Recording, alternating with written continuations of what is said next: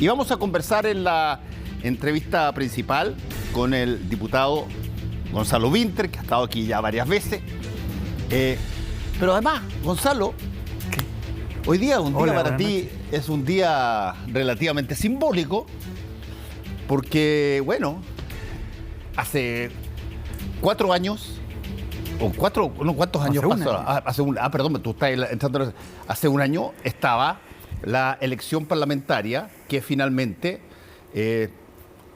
hace de que tú te transformes en un diputado del Frente Amplio y, digámoslo, porque hay que decirlo, fuiste uno de los diputados que sacó menos votos, digamos.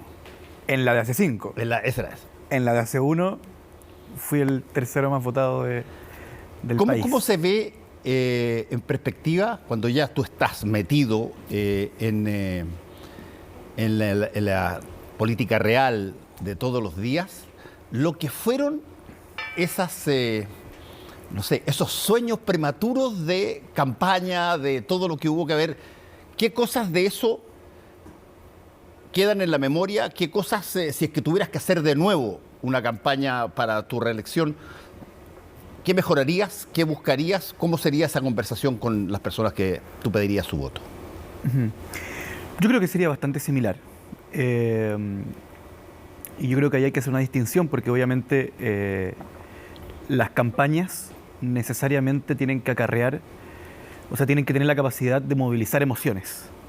Y gobernar tiene una bajísima capacidad de movilizar emociones. Por lo menos hoy estamos hablando, porque hubo una época en que ser gobierno o ser autoridad de gobierno tenía una prestancia un poquito mayor. Claro, pero tiene que ver con que hoy día las repúblicas, los estados y sus aparatos tienen una magnitud, ¿cierto? Sus ordenamientos jurídicos tienen una magnitud, su institucionalidad tiene una magnitud, que la entrada de un gobierno a gobernar no tiene la velocidad con que funcionan las emociones de la mente humana, sobre todo en una época en que cuando nosotros tenemos cualquier duda, consultamos a Google y Google nos responde con una velocidad a la cual nuestro cerebro se va acostumbrando, y esto la ciencia lo ha explicado, ¿cierto? Yo no me voy a meter ahí porque no es mi área del conocimiento, pero inclusive para revivir emociones, cuando tú, qué sé yo, quieres revivir una emoción cualquiera, tú vas a internet e inmediatamente la puedes consumir como se consume un chocolate, de hecho con mayor facilidad, porque para el chocolate igual tienes que ir al kiosco, ¿no? La emoción que te produce determinados momentos deportivos, políticos, sociales, noticias, la puedes consumir en el celular al instante. Eso hace que haya un desajuste. Ahora, yo creo que lo más importante es que, y que para mí sigue estando vigente, es que yo hago una distinción. El Frente Amplio tiene una posición político-ideológica, de las cuales hay un montón de cosas que cuando nos fundamos eran cabos sueltos de nuestra propia teoría, y que en la medida en que ha ido avanzando el tiempo se han ido resolviendo, en la medida en que nosotros siempre tuvimos la disposición a que había que gobernar, y por lo tanto ha habido que ir amarrando un montón de teorías de cómo se aplicaba esto al gobierno. Pero lo más importante para mí es que sigamos entendiendo que el gobierno es un espacio de disputa, y el cómo resulta nuestro gobierno no es quiénes somos, sino que es el resultado de que nosotros estemos ahí. Por eso es que es muy importante que una fuerza de gobierno, una vez que entra a gobernar, mantenga con mucha vigencia y robustez sus centros de pensamiento, sus partidos propiamente tal, sus propios dispositivos comunicacionales, sus propios espacios de conversación y debate, para poder distinguir lo que nosotros pensamos, lo que nosotros queremos hacer y lo que nosotros logramos obtener en ese específico campo de disputa, que es el gobierno, que es un campo de disputa más. Como yo puedo estar disputando una idea en Aquí se debate, que es el programa que no sé si viene antes o después de este, yo puedo estar disputando una idea y logro instalar 3, aunque quería instalar 10. Bueno, gobernar es lo mismo, porque tienes que ajustarte a la legalidad, tienes que ajustarte a los votos en el Congreso, tienes que ajustarte a la Constitución, etcétera. Pero ahora, ahí hay un punto bien interesante en todo lo que acabas de decir. Hay un punto súper interesante que también tiene que ver, creo, con una cierta evolución en el carácter y en el parecer de la ciudadanía para determinadas cosas. Quizás donde más se notó esto fue en esta situación paradójica del plebiscito de entrada y el plebiscito de salida. Porque ahí entre esas dos cosas lo que hubo fue algo que la gente que votó en el plebiscito de entrada nombró a los representantes para hacer una nueva constitución. Eso perfectamente durante mucho tiempo había discusiones, habían conversaciones, habían críticas sin duda. Pero el resultado, casi, fíjate, y te lo pongo en términos, si tú quieres, gráficos solamente, pero casi como si hubiesen cambiado a las personas. Es cierto que votaron más personas en el plebiscito de salida porque era obligatorio, pero que haya habido un rechazo tan enorme, te habla de que la gente cuando va a votar en Chile no necesariamente lleva la misma idea cuando fue la vez anterior. No, es un hecho que no. Yo creo que hay tres cosas que los políticos de izquierda tenemos que escribir 100 veces en el cuaderno y metérnosla en la cabeza. La primera, yo le llamo que la sociedad está desafiliada de sí misma, ¿ya? Típico que hoy día los sociólogos y los filósofos y los analistas políticos se hacen famosos diciendo en unas entrevistas así como, les preguntan por un partido político, cualquiera, saque de la tómbola, RN. Y dicen, RN hoy día no tiene un arraigo popular en una determinada clase social o en un determinado contexto urbano, ¿cierto? Como antiguamente, que efectivamente yo no lo viví porque no era mi época, pero uno que estudia historia le dicen que uno pasaba y decía, no, es que esta cuadra entera, este barrio es entero demócrata cristiano. Pero ten cuidado que más allá del río, esa población es súper socialista. Y claro, la rompen cuando dicen eso, porque los críticos de RN, puse un ejemplo al cualquiera, lo saqué de la tómbola, dicen, bien, están criticando a RN de que no tiene un arraigo popular. Bueno, nadie tiene un arraigo popular, porque finalmente la sociedad, las personas de la sociedad no están afiliadas y la forma en que entienden su identidad es múltiple. Entonces, antiguamente, voy a poner un ejemplo más radical, son los años, en 1925 en Chile. Imagínate, yo vivo en Humberstone. Bueno, yo soy obrero del salitre y mi condición de padre, de hermano, de abuelo, de tío, de amigo, de trabajador y de jugador de un club de fútbol, todo gira en torno, y de vecino, todo gira en torno a que soy un obrero de Humberstone. Hoy en día en Chile, yo en la mañana soy taxista, en las tardes estudiante y después de eso soy otaku y después de eso me meto en el computador a jugar en línea, qué sé yo, a un juego con gente de otros países. Por lo tanto, tengo identidades múltiples, pero no estoy necesariamente afiliado a una junta de vecinos, qué sé yo. Lo segundo, que nos cuesta mucho a las personas de izquierda, es que las personas tienen estructuras de pensamiento político que son heterodoxos. Y a las personas de izquierda nos cuesta mucho. Necesitamos que haya una coherencia interna en el discurso que nos da cada vecino.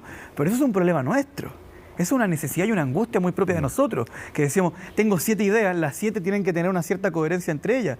Bueno, pero si yo quiero ser de izquierda en un aspecto, de derecha en otro, liberal en uno y conservador en otro, eso es mi problema. Y el tercero, y más importante de todo, que la gente cambie de opinión.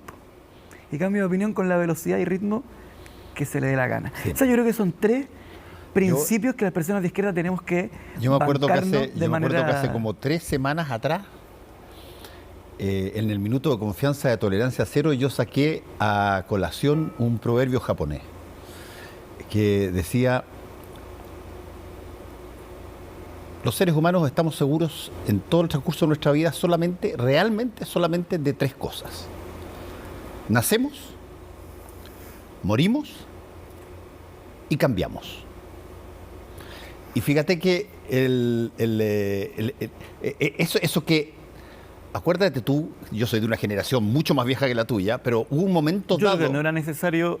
No, pero el telespectador... No, yo me pego latigazo. Lo advirtió con toda claridad. Yo me pego latigazo, no te preocupes. Pero oye, hubo una época donde el concepto más positivo que se encontraba en la figura política era el concepto de consecuencia, que era básicamente un concepto asociado a todo lo que tú siempre has dicho desde chiquitito o chiquitita, has continuado diciéndolo hasta grandecito.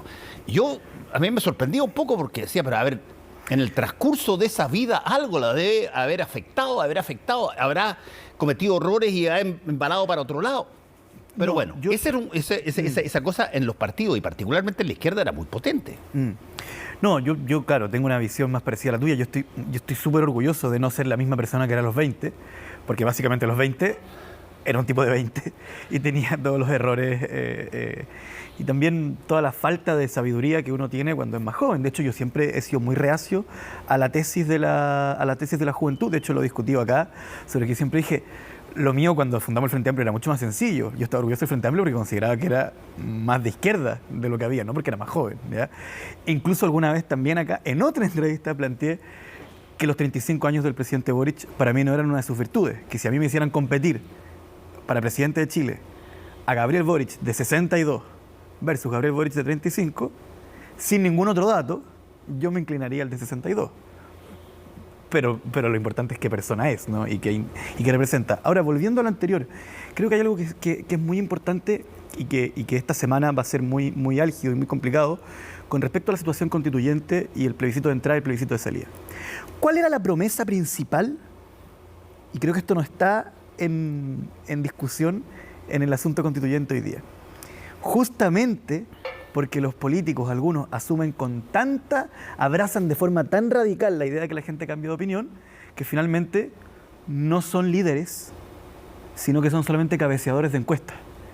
Y ahí yo hago una distinción entre el político que lee una encuesta y tiene una visión de país, un sueño de país, lo sustenta con información, con ciencia e invita al país a seguir ese sueño, versus los políticos que leen la academia y dicen la gente está muy preocupada de la seguridad. Entonces yo mañana voy a aparecer diciendo lo más importante es la seguridad.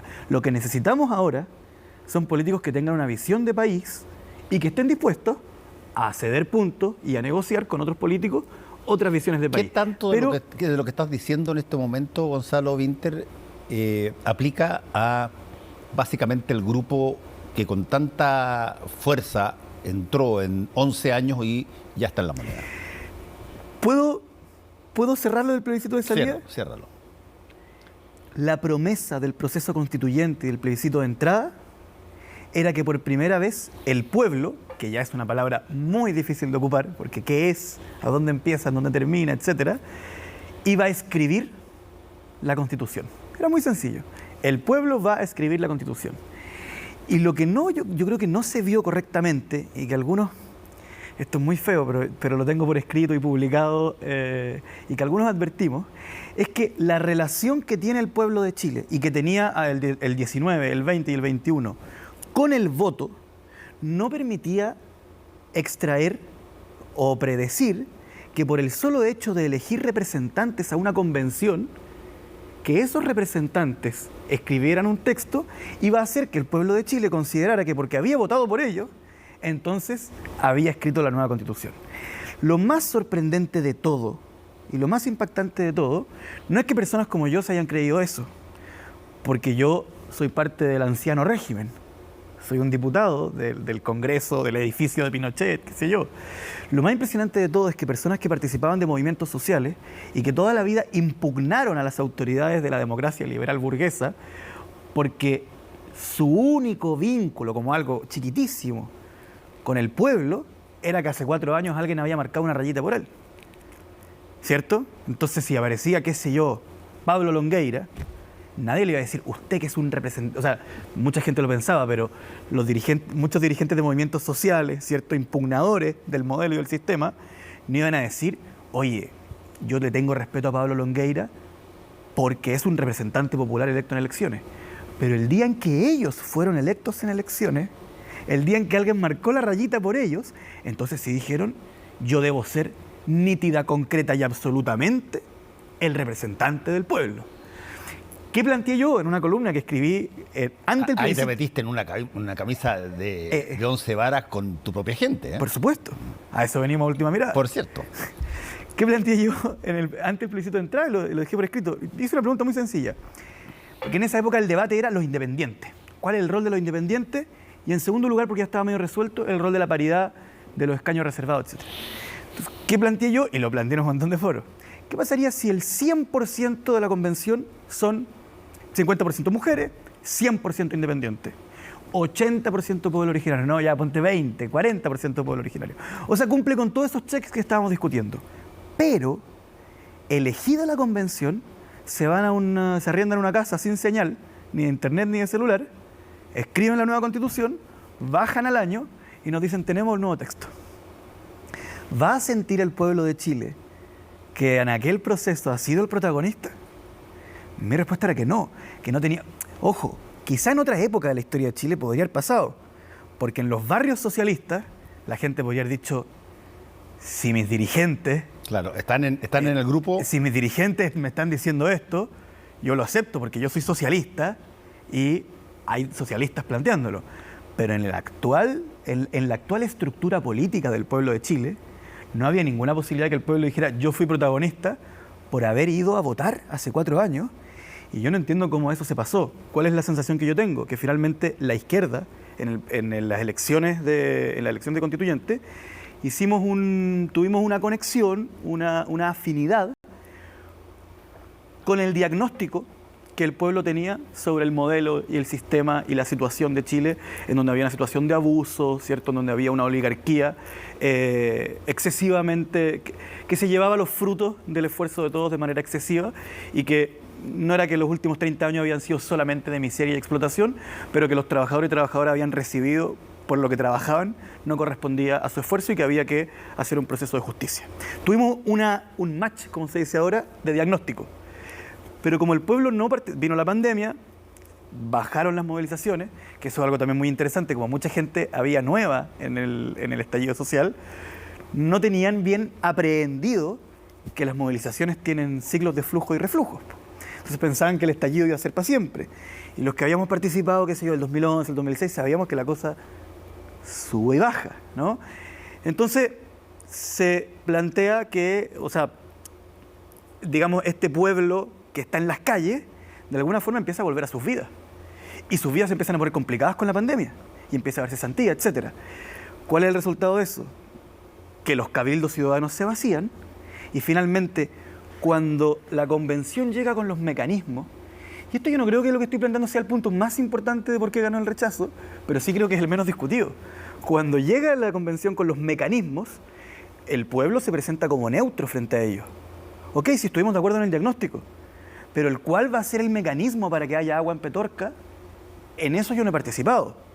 Entonces yo soy neutro frente a las dos personas que me vienen a decir este mecanismo es bueno, este mecanismo es malo. Y obviamente que había una de las dos opciones que tenía una batería mediática que sí es importante. Por eso es que cuando dicen, ¿tú estás en la tesis de las fake news o no? No, no estoy en la tesis de las fake news, estoy en una tesis un poco más complicada, en donde hay una seguidilla de errores, en donde el final, el haber tenido mucho dinero y medios afines, pero ahí hay sí un punto, Gonzalo Winter, que yo encuentro que es bien interesante y lo he tocado con varias personas acá, que es este punto de cómo pasamos, y quizás por lo mismo que tú estás diciendo, cómo pasamos de jactarnos, y lo he repetido hasta la saciedad, pero sí, jactarnos en todos los cuadernos, en todos los libros del colegio, de lo importante que eran los araucanos, de fantástico, nunca jamás vencido, toda una cosa así. Pero en el momento en que tú le traspasas dosis de poder en una constitución, se te levantan todos y te dicen, no, ¿sabéis que no?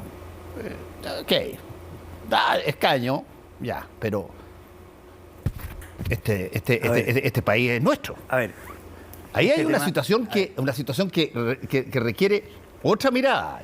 Ya. Tengo un problema con la pregunta. A ver. Da para 1 hora. Redúcelo a 2 minutos. Puntitos así. La relación de Chile con la cuestión mapuche, con el pueblo nación mapuche, es de una complejidad psicológica, sociológica, histórica realmente fascinante. ¿Ya? Yo creo que no es... O sea, hay argumentos para sostener que Chile es un país mapuchófobo y hay argumentos para sostener que Chile es un país mapuchófilo. Claro. ¿Ya? Por lo tanto, eso lo voy a dejar abierta. ¿Ya? Y vendrá algún día algún experto en la materia a hacerse cargo. Donde sí me quiero meter en el tema de los mecanismos. No estaba la justicia indígena en los programas de los escaños reservados que ganaron. Yo ese dato lo encuentro interesantísimo. Los que consideraron que eso era innegociable no lo plantearon en sus campañas. Entonces pasó algo dentro de la convención en donde se empezaron a convertir en banderas defendidas sin laicidad,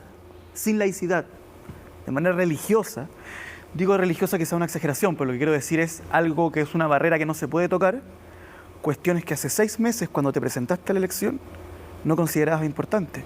Cuando llevabas 30 años siendo un dirigente, digamos, de esta materia. O sea, durante 30 años no lo planteaste como tema, tuviste que escribir un programa, no lo planteaste como un tema relevante y de repente se convierte en innegociable.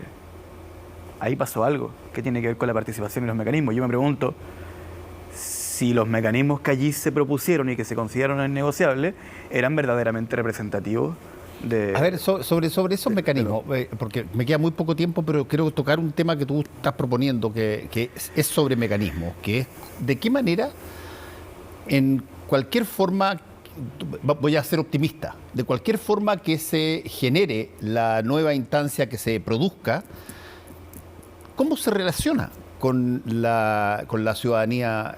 Voy a responderte en abstracto, pero el fondo de lo que he querido decir todo este rato, ¿ya? El principal, porque vamos a tener noticias sobre la... ¿Cuál es mi cámara? Vamos a tener noticias, esa, ¿no? Vamos a tener noticias sobre cómo salir del nudo constitucional que vive Chile, que es muy concreto, ¿cierto? Hay una constitución que fue defenestrada por un plebiscito y hoy en día esa constitución está muerta, pero sigue rigiendo y no tenemos claro cómo se acaba con ella, ¿cierto? Además, yo tengo la hipótesis que podemos discutir otro día de que en el plebiscito de entrada, de alguna forma también ganó el rechazo a la Constitución de Pinochet, ¿ya? ¿Cuál es el problema que tenemos hoy día?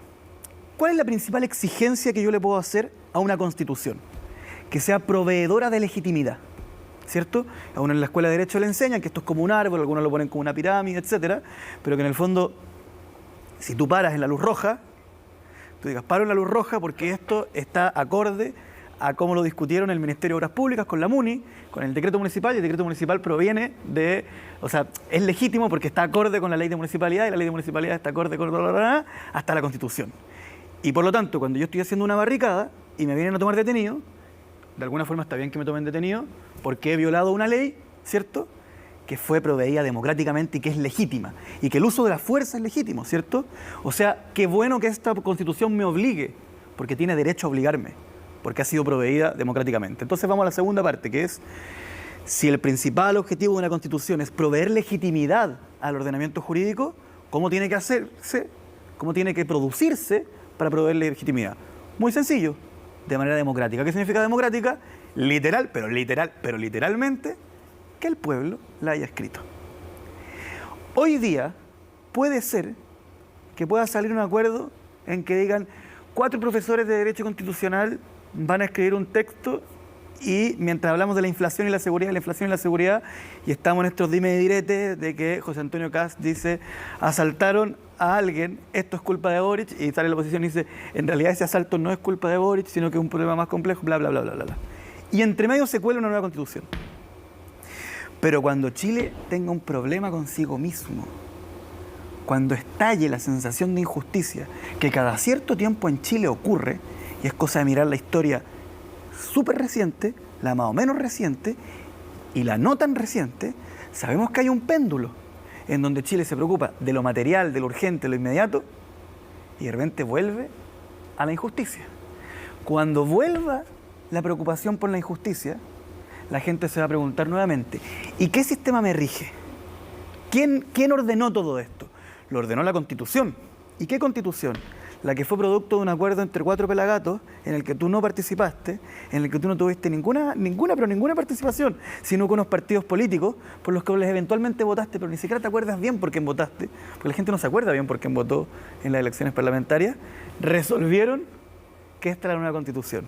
Va a decir el pueblo de Chile, entonces me siento súper legítimamente obligado por esa Constitución. Bueno, no. ¿Cuál entonces? Lo que yo quiero plantear es que en un país que está desafiliado de sí mismo, en un país que tiene 25 millones de tarjetas de crédito y 19 millones de habitantes, que finalmente las personas, básicamente somos 19 millones de consumidores, y que así fue estructurado por el modelo neoliberal del cual soy orgulloso opositor y que me dedico a oponerme a él por el impacto que tiene en nuestras vidas, porque nos condena a la soledad, lo que hay que hacer es hacer una estructura del Estado que le dé forma al pueblo, que le dé forma constitucional, que le dé facultades al Cabildo Ciudadano, que le dé facultades a la Junta de Vecinos, que le dé facultades al pueblo organizado. No estás hablando aquí de, qué sé yo, organización partidaria, estás hablando de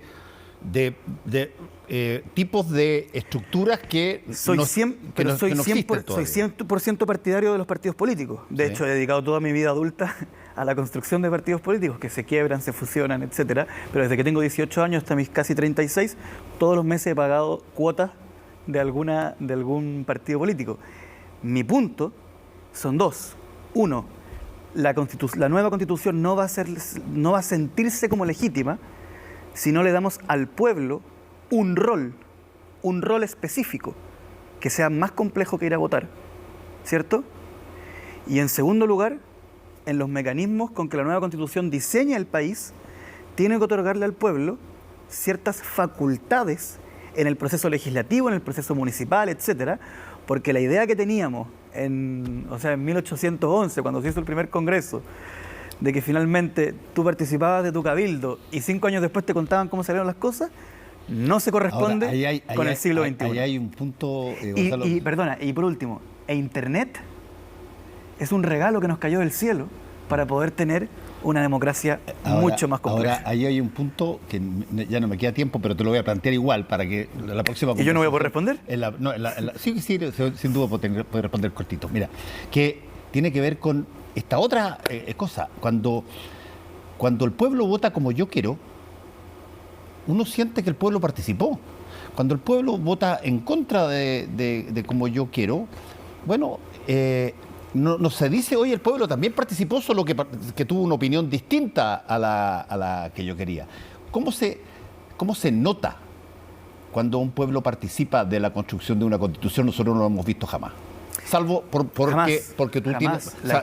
Salvo acá, en la última, que tú votaste. La historia constitucional de Chile es más bien una historia que, si me hacen elegir si es una historia de la violencia o una historia de la participación ciudadana, es claramente más cercana a una historia de la violencia y la exclusión, ¿ya? Eso es la historia constitucional de Chile. Pelucones arrasan con los pipiolos, ¿cierto? Bueno, la del 25 un poco más compleja, la del 80 sin comentarios. Te bombardeo la moneda, convoco a 10 expertos y un grupo de generales deciden. Yo creo que el punto no es, y aquí la izquierda comete el mismo error que la derecha, y algo que es fascinante es que en los últimos años todos han sobreinterpretado sus triunfos electorales. Y yo, las 2 veces que nos ha ido bien, que fueron en la Constituyente y con el triunfo de Boric, he tratado de ser insistente como de, esto no es un cheque en blanco, no es un contrato de adhesión, no, es lo que la papeleta decía, entre Boric y Kast. Uno de los dos va a ser presidente, ¿a cuál prefiere? No hay un compromiso mayor, y eso es muy importante que nosotros lo entendamos, porque cuando ganó la presidenta Bachelet con el 62% de los votos, pero con bajísima participación, había unos que decían se derrumbó el modelo, y cuando gana Piñera con 55, otros dicen el pueblo clama por una profundización del modelo, y así suma y sigue.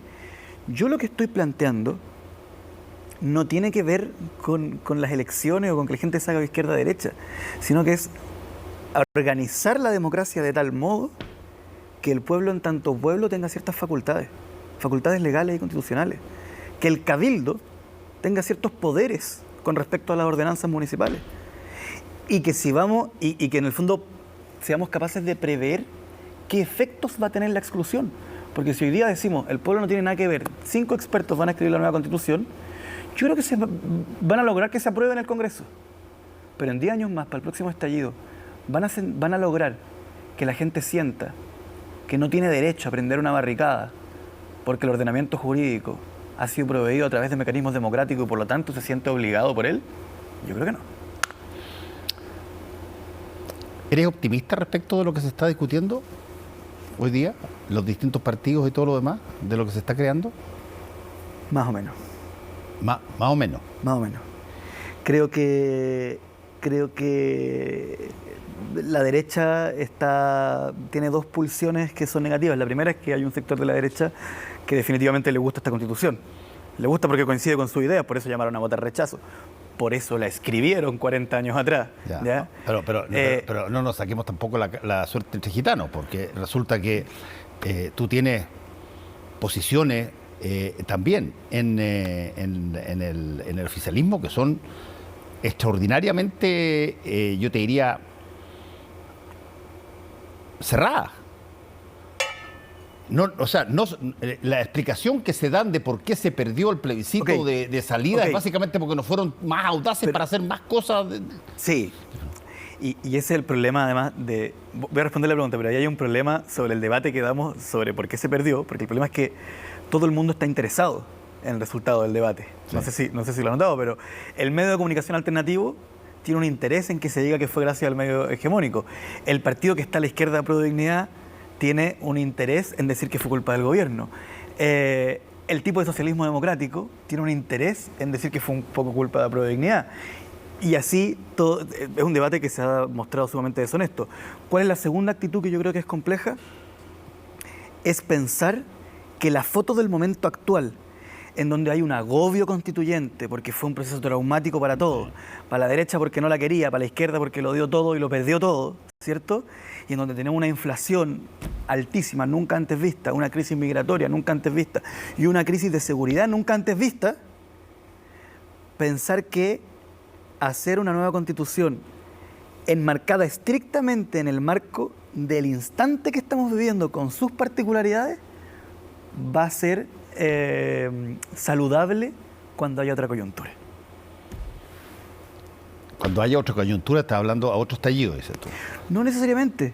Cuando regrese la preocupación por qué tan democráticos somos, cómo tenemos distribuido el poder, es cierto que hoy día la gente está hablando de otra cosa. Sí. Pero lo que tenemos que hacer los políticos es preguntarnos, bueno, hoy día la gente está hablando de esto, ya, pero ¿y de qué va a hablar mañana? ¿Y de qué va a hablar pasado mañana? ¿Y sabes qué es más importante que la Constitución desde el punto de vista del ordenamiento jurídico? Nada, pues. Entonces hay que tomarlo con mucho cuidado y con previsión del futuro. Muchas gracias, Gonzalo Winter, por haber estado con nosotros. Que te